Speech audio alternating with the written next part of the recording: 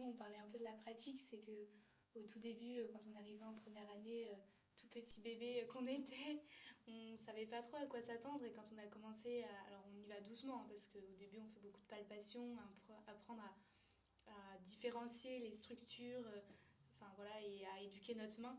Mais au fur et à mesure, quand on commence à apprendre les techniques, surtout, on a commencé surtout par le membre inférieur, où on a des vrais résultats et des vrais, enfin, où on voit vraiment les résultats, c'était assez incroyable. Et je pense que globalement, c'est un peu la pratique.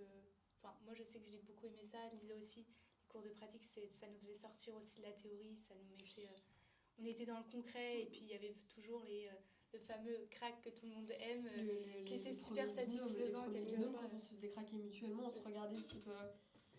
Tu bouges, c'est bon, tout va bien. Enfin, c'était impressionnant, ça. C'était assez Je pense incroyable, que ça. la pratique, c'est vraiment le Graal, je pense. Après, maintenant, avec un peu de recul, quand on est en clinique et qu'on doit, au-delà de pratiquer sur des patients, on doit faire des liens et expliquer pourquoi on traite de cette façon.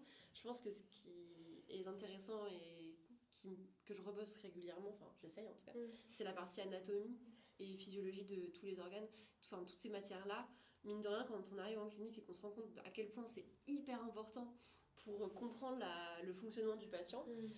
Et ensuite en découle la pratique et la technique qui sont super chouettes aussi, hein, mais cette partie-là est quand même, je trouve, primordiale et super intéressante. Et la sémiologie et la prise en charge globale, les cours qu'on a eu pour prendre en charge bien un patient en fonction de tel motif, il faut penser à quoi, pour éliminer aussi ce côté un peu médical, enfin, que moi j'ai beaucoup aimé, c'est le côté médical qu'on apporte, qui sort un peu de notre domaine à proprement parler de l'ostéopathie, mais pour autant on ne peut pas oublier, enfin il y a des tests importants à faire en fonction, prendre la tension, prendre le pouls, ça c'est des choses que moi j'ai beaucoup aimé parce que ça donne un petit peu côté médical qui me passionne chez moi.